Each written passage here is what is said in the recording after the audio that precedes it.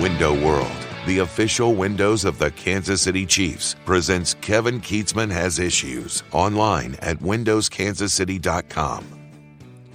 It is game week for the Super Bowl champion Kansas City Chiefs as they get ready to face the Detroit Lions on Thursday night to kick off the 2023 NFL season. And while we all know very well the recent history of this team, 3 appearances in the Super Bowl, 2 victories in the Super Bowl, and the simply incredible start to Patrick Mahomes' career as the starting quarterback here in Kansas City, it is worth this week looking at a couple of the ridiculous numbers, especially in the season openers. This Patrick Mahomes in season openers is 5-0.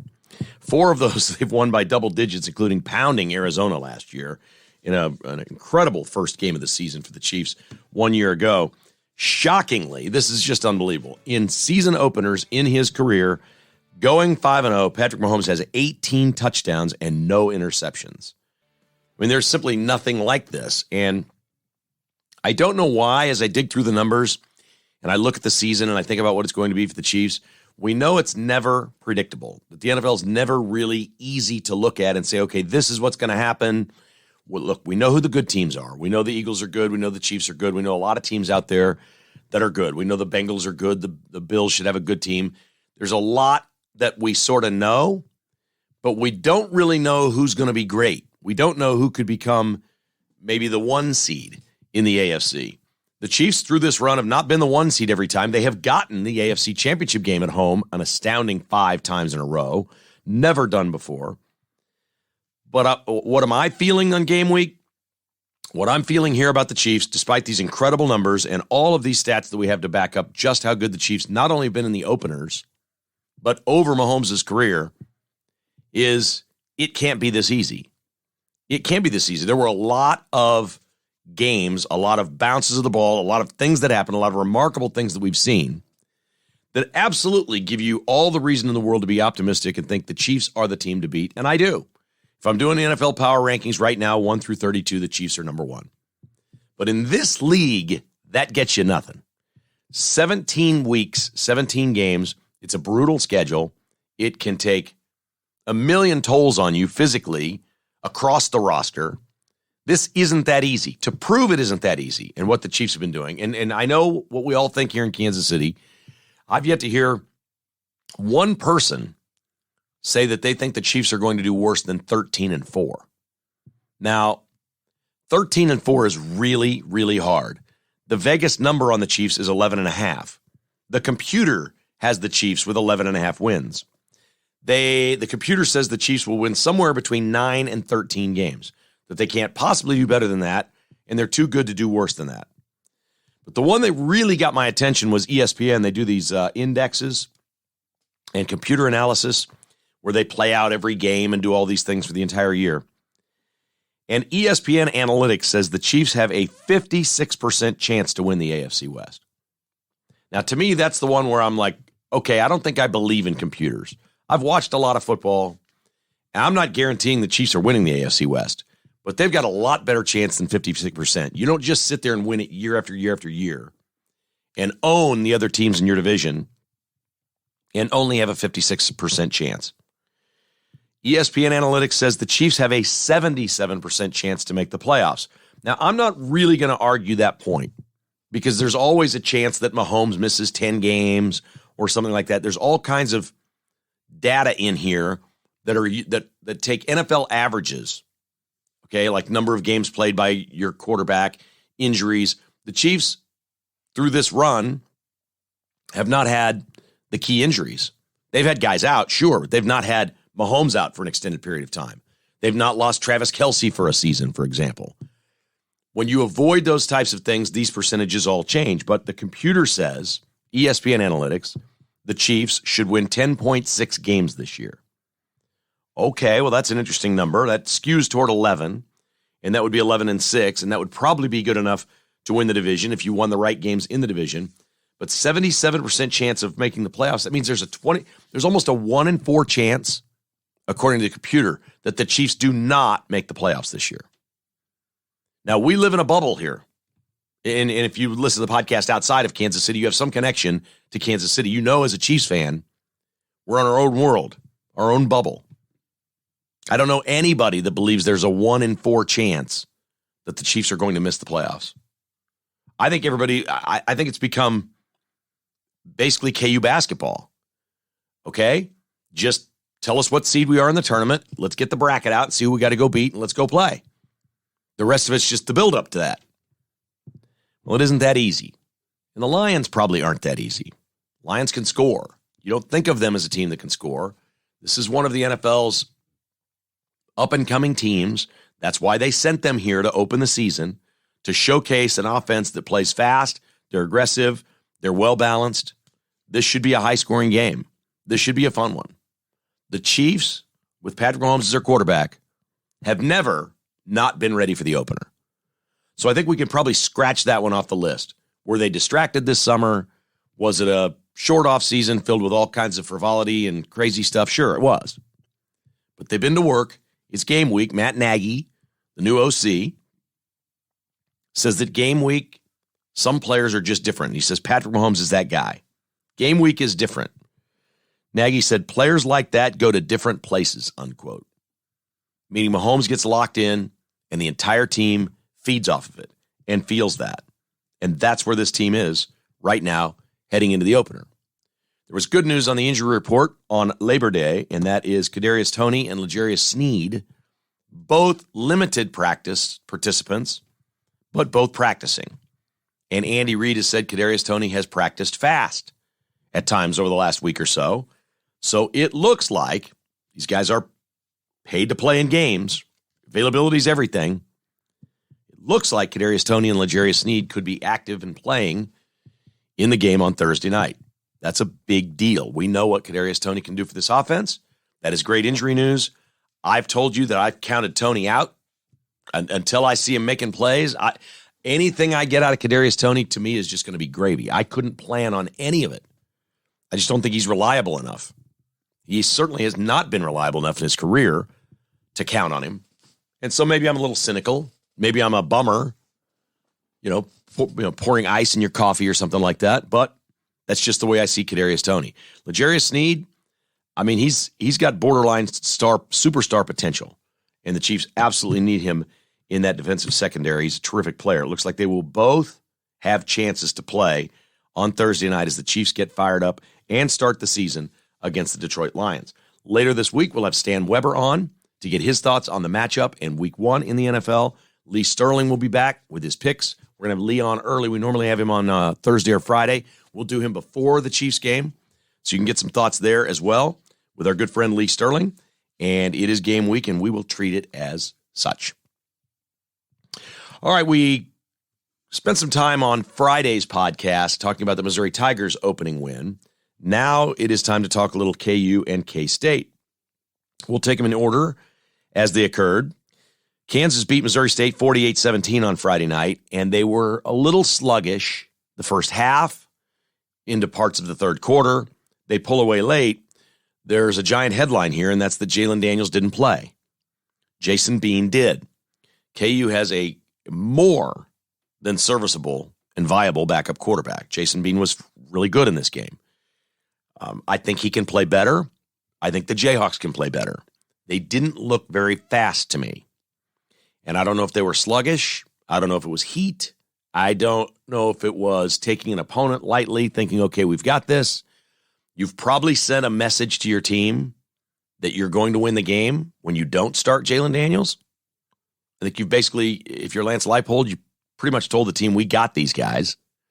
Because Daniels reportedly had been practicing and looked like he was going to be ready to go, and then they didn't play him, thinking, okay, the Illinois game this Friday night is a bigger deal. Illinois was not great in their first game, but they're a Big Ten school with a legitimate defense. They're going to be a real test for the Kansas offense. I think Kansas can score a lot of points this year. You would want to think that Jalen Daniels is going to start Friday night against Illinois. But the big news out of the KU game was the social media uproar. Is a full stadium. It looked great. I mean, it's fantastic to see Kansas fans packing their football stadium. What happened on Friday night at the stadium was really surprising to me. As you know, my wife went to Kansas. I went to Kansas State. She has made fun of us for years because the students do that FKU chant and have done that. And they've had to stop playing certain songs at basketball games and things like that. And she particularly made fun of K-State fans for doing it when they were not playing KU. They're like, oh, you're over there playing Oklahoma State and this chant breaks out. And I had no comeback. I don't join in those chants. I think it's stupid. I think college kids are dumb. I think I was a dumb college kid, and I probably would have been right in the middle of that thing chanting it, no matter who K-State was playing. I would have been doing it thinking it was funny and whatever. Well, the days of Kansas making fun of the K-State fans for the chant are over. As Friday night, Memorial Stadium in Lawrence, the FK State chant busted out.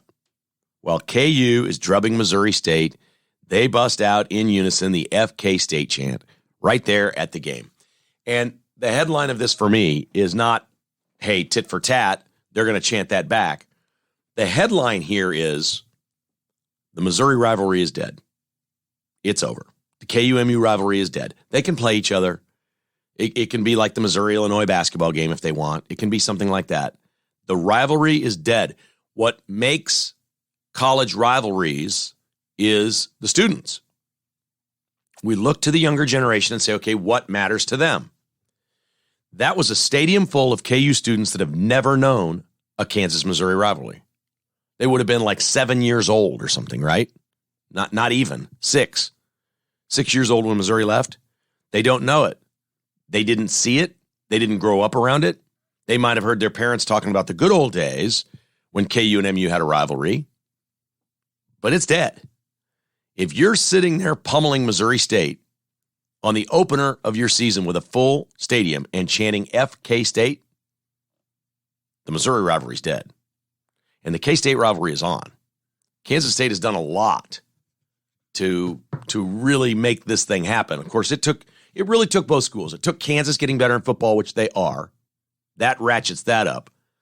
But Kansas State for a while now has been pretty good at basketball. Bruce Weber won a couple of Big 12 titles. Jerome Tang took the team further than Kansas last year and beat KU in Lawrence. That gets their attention. So there's some things happening that get the attention of this rivalry. And I think what we have now, which we really have not had since probably we would have never really had it like this because there was never a time that both football teams could be good. That's just unprecedented. There just hadn't been that. Kansas State's been good at football for 25 years now. Through several coaching changes, they've continued to win multiple conference titles, all of those things. But Kansas, this looks legit with Lance Leipold. This looks legit. Are they a national champion? Are they going to win the Big 12? I don't think so. But, man, they're going to play you hard. They're going to score, and they're going to be in every game. That's what it looks like. And we now have a real in-state rivalry in the state of Kansas. It was confirmed on Friday night by the KU students that don't even think twice about Mizzou. The old Muck Fazoo shirts and all that stuff, gone. Nope. All these kids want to do is beat K-State. The rivalry is on. Speaking of K-State, they wallop Southeast Missouri 45-0. Was that the final? 45. Ooh, Will Howard was sensational in this game. 297 yards and limited. He just played a little over a half. Threw for almost 300 yards. He ran one in. He threw touchdown passes. And he caught a touchdown pass. Will Howard. He then gave way to true freshman Avery Johnson at quarterback, who in just a couple series was everything you've ever heard about a recruit. You hear about recruits, oh, this kid's going to be. I mean, boom. Here's what I saw of Avery Johnson and what has me excited for Kansas State football. He has the feel for the game that you can't teach. You could already see it. I know with Southeast Missouri, that ain't Texas. And if he is thrust into the starting quarterback role because of injury this year, he's going to get confused by defenses and he's going to make mistakes because he's a true freshman. His feel for the game, you could instantly see it, is Mahomes-like. It just is.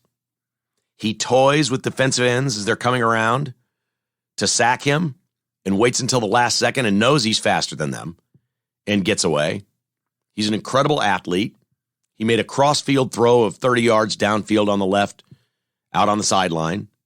He ran the ball like the wind. He's skinny, but he's young. He's going to fill out. They say he's the fastest guy on the team in pads. His name is Avery Johnson. Remember that name. Kansas State football is in great hands. They've got a pro quarterback in all likelihood in Will Howard. Maybe not a starting pro quarterback, but a roster guy at the least. Finishing up this year, and he has another year next year. I swear what he was saying as they were watching Avery Johnson play, and he was making play after play there in the second half, and Will Howard, they show him on the sideline, he's just laughing, and he's talking with his teammates. I promise you he was saying, yeah, that's the reason I'm leaving after this year. Because I don't think Will Howard, if he came back another year, would beat out Avery Johnson. I don't. And it will be real interesting to see how much playing time he gets. Forget the red shirt. This was always a bad idea. There's no reason to red shirt Avery Johnson. He's going to be around 5 years. No reason. He's just a freakish athlete. No. Play the kid.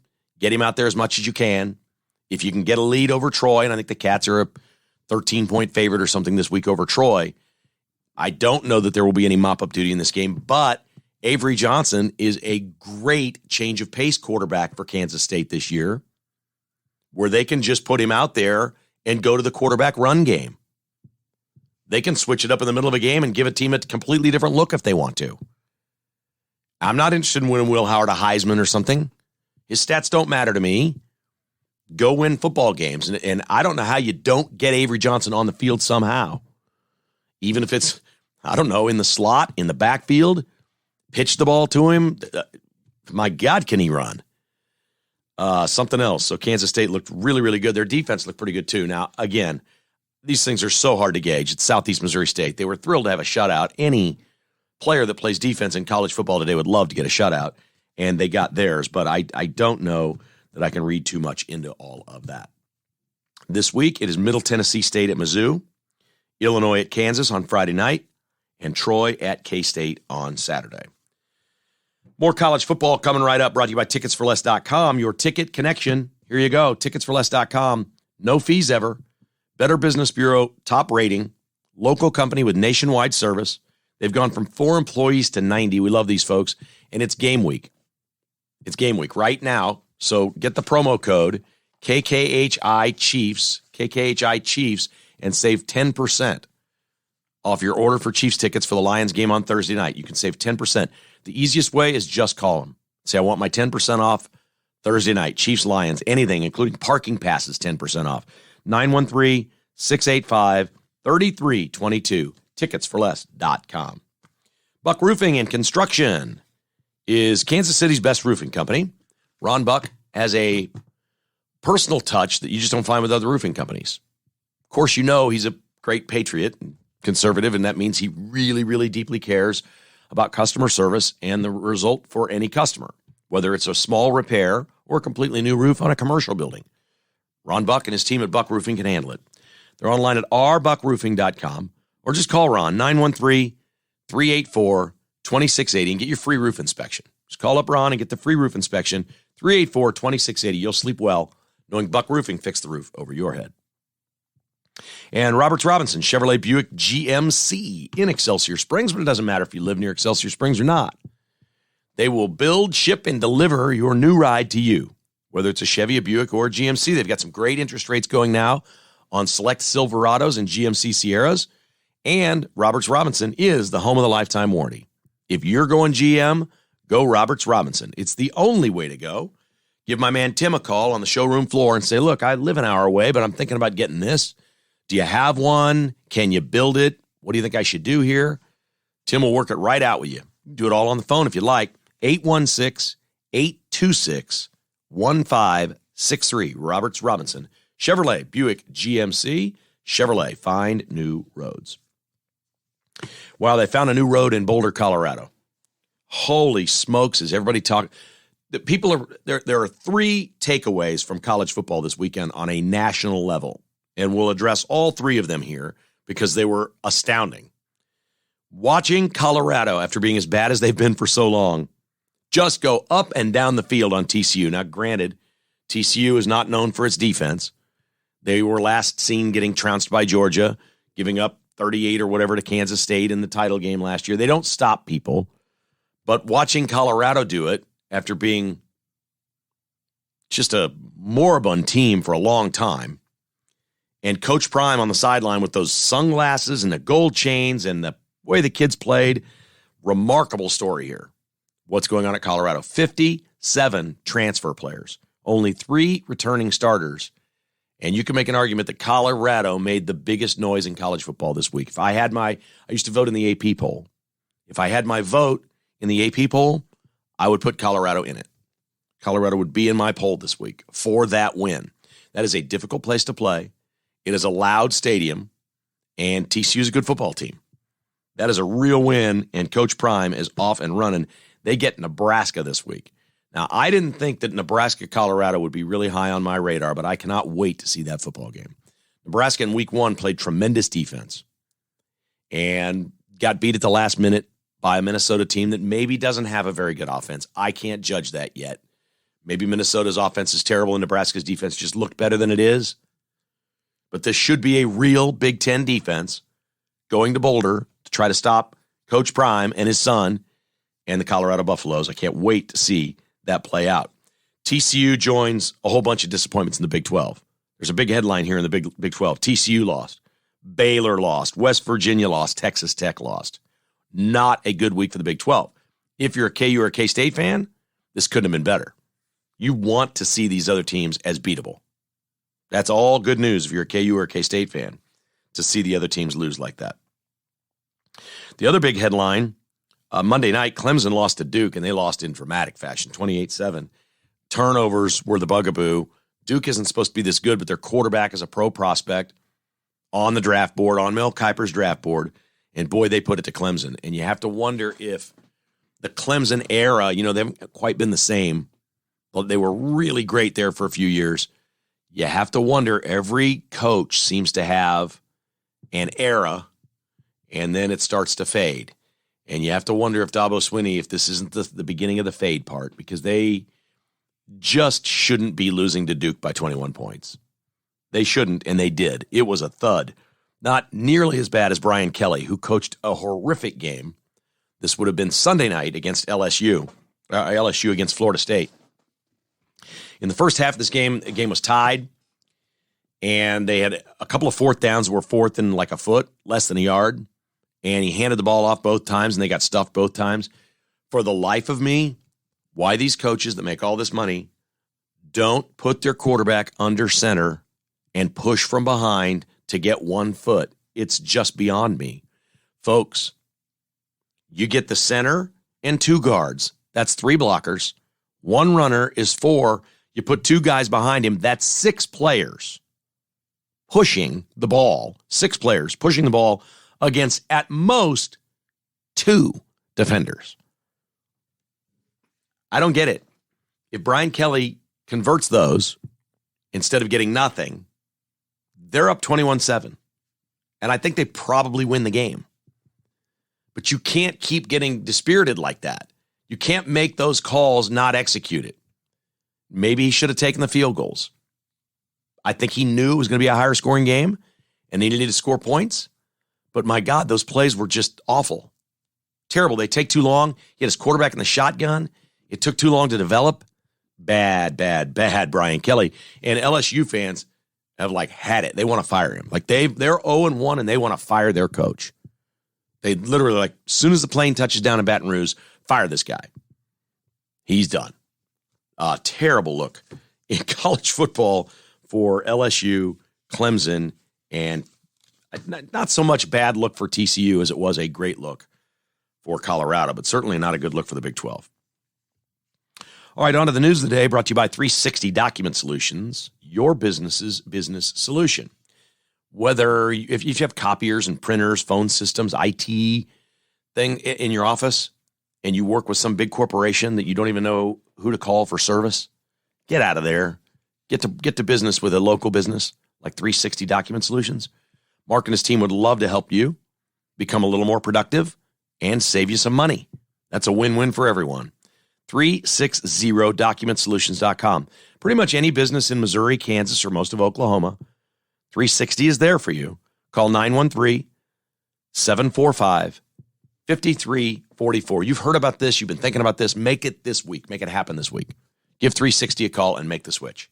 913-745-5344.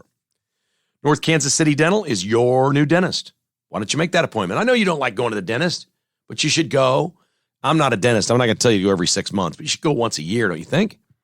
Get it checked out, get your teeth cleaned, see what's going on. nkcdental.com, 816-471-2911. 2 convenient locations, North Kansas City at Armour and Swift, and West Plaza in Westwood, Kansas. Dr. Bill Bush is at NKC Dental, online at nkcdental.com. Amazing Garage Floors, fall is the perfect time to seal your concrete. Before the ice and snow come and all the salt and crap the city dumps in your driveway every year when they throw that stuff all over the streets. Put the seal on there. It's not that expensive. It's pennies on the dollar for new concrete. Amazing Garage Floors. Yeah, they do epoxy flooring. They also seal your concrete. AmazingGarageFloors.net, 913-901-7139 for your amazing garage floor or your concrete seal. Joe Biden's out there running around using the term Bidenomics. He just can't stop. And so the more they use it, the more people start to look at it and say, okay, what is Bidenomics? So I've got a couple of tasty ones for you here today. There was a report from a group called Zero Hedge. Zero Hedge adjusted the June jobs report. I recognize it's September. So the jobs report comes out like a week after a month ends. And everybody goes, woo, and the stock market reacts, and we all go, whoa, it's either good, it's or bad, it's whatever. Then a couple months later, they always adjust it, and it makes no news. And this is how dishonest the whole thing is. They adjusted the jobs for June down 104,000 lower. What's that going to do to the stock market when it opens Tuesday morning? I don't know. 104,000 lower. Get this. This is shocking. 1.2 million American-born citizens lost their job, and they were replaced by 670,000 foreign-born illegals getting jobs. That happened. Those are real numbers. Can we make that? I'm probably not explaining this clearly enough. I'll say it in a way that maybe is not completely accurate, but this gets your attention. 1.2 million Americans lost their jobs. 670,000 illegal aliens took them. Now, obviously, there's a net loss there. There's still some jobs missing. But you have 1.2 million fewer Americans working and 670,000 more foreigners working. That's Bidenomics. That's brutal. That's America last. It literally is. They're just copying everything the European Union does. They want to be part of this one world thing. I mean, I think if Joe Biden and these people had their way, we'd merge somehow with the European Union. We'd give up our constitution, our charter, and just merge with them and have it be like one big global conglomerate. It just makes me sick. Another thing that bothers me more than a little bit is the money that we're spending in Ukraine that we don't have. Just pouring it into this war. Keeping the war competitive, but mostly keeping it alive. The warmongering Democrats want to keep the thing alive no matter what. They need an enemy. Putin's the guy. He's the bad guy. So let's just flush all this money to Ukraine. $120 billion. So a government watch group said, they posted this up over the weekend, said, most Americans probably don't know how much $120 billion is because we just hear it and don't think about it. So this government watch group says, if you had $120 billion, okay, if you had that, and there are people that have that, right? You could spend $10 million a day, and it would take you 32 years to spend it all. Spending $10 million a day for 32 years is $120 billion. That's what we've given to Ukraine already. This one's even more astounding. If you were to count to $120 billion, 1, 2, 3, 4, 5, 6, 7, 8, 9, 10, 11, 12, and count it all the way to $120 billion, it would take you 11,400 years. It would take you 11,000 years to count to 120 billion. If you stack these $1 bills up, 120 billion of them, it would go 7,500 miles into the sky. 7,500 miles high of $1 bills is what we've sent to the Ukraine. And these numbers just bounce off of us. Like we don't even pay attention. We hear them. It's monopoly money. We don't have the money. Just prints it. My mom used to always ask me, well, they just keep spending and they keep printing money. How do they just print it? I said, well, Mom, they just print it. Well, what happens? Where does it come from? I said, it doesn't. It just creates inflation. If you don't have it, nothing's backing it up. We don't have enough gold and treasure to back all this up. What backs it up is the United States military. That's basically it. We don't have the money. We're not going to get the money. It's just deficit, deficit, deficit. It is so stupid. It is exactly the wrong way to live. You wouldn't live your life that way, your personal life that way. Why does our government? And why can't we look to the states that don't have income taxes and say, look how well those places are run without an income tax? Why can't we figure that out as a country? That seems easy to me. And we don't do it. We don't do it because these stuck, mired in the swamp career politicians can't stop spending. Because every time they spend, all this is money laundering. That's all this is. They're getting rich off the Ukraine war, folks. All the swampies, everybody you see on there supporting this war is somehow making money over it. You don't get Lindsey Graham out there warmongering, and I don't know how he's making it, but he's making money. He's making money out of this 120 million. I promise you. Maybe it's speeches he gives to Lockheed Martin or something. You know, military companies or munitions companies that he gets paid to do things. Maybe it's just flat out lobbyist money. I don't know. But I guarantee you, if they're out there promoting us giving away this money to Ukraine, if a politician is for it on the right or left, if they're for it, they're making money. They're making money. And teenagers are dying. We're going to line our teenagers up, you know, World War I, World War II style, hand-to-hand combat, essentially. We're a quarter of a mile apart, lobbing shells at each other. It's just the stupidest stuff ever. Really, really, really dumb. Dr. Jill Biden has COVID. Jill Biden is double vaxxed, double boosted, and now double COVIDed. She got 2 vax, 2 boost, and twice got COVID. They're not too worried about it. This strain isn't as bad as some of the other strains have been. Could anybody in a position of responsibility remind the American public that we have had COVID our entire lives? There has not been a year that you've walked on this earth that there was not a COVID. It's not new. It wasn't invented in 19. It was just a worse strain. We guess we're still unraveling all that. Dr. Fauci is speaking out because apparently the case count is up 18% and said he's very worried that if and when the CDC recommends that we wear masks, he says there won't be any mandates. Fauci's saying it. There won't be any mandates. He's saying when the CDC recommends that we mask up, that Americans won't comply. Well, no spit, Fauci. I'm not complying. I still have my mask that says this mask does nothing. That's what it says on it. If I had to wear it to fly to my son's wedding, I guess they'd win. But I might just pack up my car and drive at that point. I don't know. I don't think it's coming. I don't think any mandates are coming. I think look, I was totally wrong last time.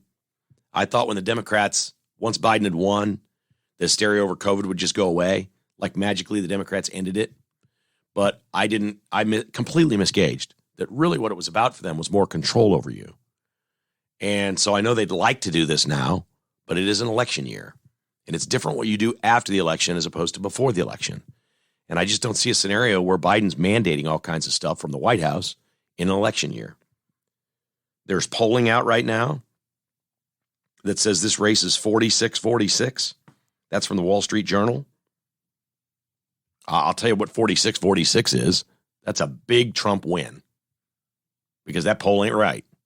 If it's 46-46, it's 52-46 Trump is what it is. We know this about polling. There was one of these pundits on one of the liberal networks put together a little focus group, 12 Democrat voters. And she's asking them all questions. And she says, how many of you think Biden should run? And they all said, no, we don't think he should run. How many of you think he's doing a good job? 12 for 12. We don't think he's doing a good job. How many of you think that he has some physical limitations? All 12 people said, yes, we believe that. Then the question was, who are you voting for? And all 12 said Joe Biden.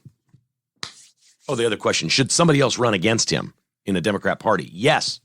All 12 people wanted him primaried. Then they said, if the election were today, who are you voting for? All 12 of them, Biden. Brainwashed. Absolutely brainwashed. Woo. Anyway, the polling 46-all is Wall Street Journal, and if it says 46-46, Trump's winning. And everything they're doing to him is not working. I think they sort of know that the courts aren't going to keep him from running. So now they're trying to play this 14th Amendment thing or whatever, that he's disqualified because of January 6th. These people are insane. They're absolutely insane. Trump's going to run. He's going to be the Republican nominee. And if the election were today, he would beat Joe Biden. That's just a fact. They can lose their mind. I just think it would be the greatest thing ever for Trump to win and watch these people just absolutely come unhinged. I think it would just be the greatest thing ever. It would be so cool. And Trump, vengeance is coming. He's going to carry a big stick this time. He's going to go after people. After what they've done to him, he's going to go after him. You watch. That's good polling. Our final is brought to you by Amini's, online at Amini's.com, 105th and Metcalf. This is Amini's. Cross Kitchens and CrossKitchensKC.com. A great listener of ours named Chris is having a remodel done by Cross Kitchens right now. Ran into him a couple nights ago. Had a few laughs over a cold one. That was pretty nice. It's a good business here. Cross Kitchens now. They will fix up your house any way you like it. They've got a design team that'll help you pick out colors, countertops, flooring, you name it. They do it all, start to finish. Big jobs, small jobs. CrossKitchensKC.com. And the Finch Knife Company is online at FinchKnifeCo.com. It's a salute to America. Everything they do is a salute to America. The Flint series is out. The Hatfield and McCoy series are out this year. All online at FinchKnifeCo.com. Or visit Shields in Overland Park, the Bullet Hole in Mission, Teague Tractor in Belton. Keep life from getting dull with a Finch pocket knife. Our final is my worst nightmare. I hate stinging insects. I hate them. Everybody's got a phobia. Everybody's got a thing. Little flying things that sting you. I was traumatized as a kid. I've told this story before. I'm not going to tell it all again. Watching what happened to my sister when I was about 4. And it was horrific what happened to her. And I've never forgotten it. And so I've had this thing in my head the whole time. So when I see these stories, I just cringe. This is in Ontario, Canada. A truck carrying 5 million bees failed to secure the load properly, and all of the beehives slid off the flatbed and onto the road, and there went the bees. 5 million bees in a swarm from a truck crash. They immediately brought in beekeepers. They got the boxes out, and then some of them will fly back to the boxes. They're trying real hard to get them to come back. They're scattered around that neighborhood now, and they've told everybody that bees generally are docile and don't bother you, but something like this, where their housing fell off onto the road, and that they'll be a little pissy for a couple of days. Stay away from those bees. They may just be angry bees right now. I don't think, you know what would be good for me is to go to one of these beekeeper places and put that whole suit on and the smoke and all that stuff and go do that. That would be good for me. Maybe that'd help get, I'm not that afraid of bees, to be honest. It's the wasps and the hornets. That's what gets me going every time. I'm not that afraid of bees. So maybe I could put one of those suits on and do that. That'd probably be good for me if I got something like that done. Well, I hope you enjoyed it. We're off to a game week start here. Again, we're going to have Stan Weber and Lee Sterling later in the week. We got the Chiefs and the Lions. We got big college games with our area teams. College football's off and running. It's a fun time of year. We'll keep you updated on all the news. Tell your friends about the podcast. Hit the like, follow, or subscribe button. We greatly appreciate that. God bless and rest in peace to Jimmy Buffett. My entire newsletter on Saturday to the patrons was about Jimmy Buffett and pictures that Jessica and I have had over the years. We actually wound up seeing Jimmy Buffett on our honeymoon. It's a great story. If you join this week as a patron, I'll send it to you because I'll send it to you. It's really good. It's got great pictures of us at different Jimmy Buffett shows and stuff. If you join as a patron, you'll get the newsletter. You never know what the newsletter is going to be, but it was a lot of fun. It was a tribute to Jimmy Buffett, so I didn't do that here, but God bless the man. He provided and still provides. We played Jimmy Buffett music all weekend long at the pool and golf course when we were out and about. Just a tremendously fun entertainer and very sad that he died of cancer that most people don't die from. It's pretty rare to die of the cancer that got Jimmy Buffett at age 76.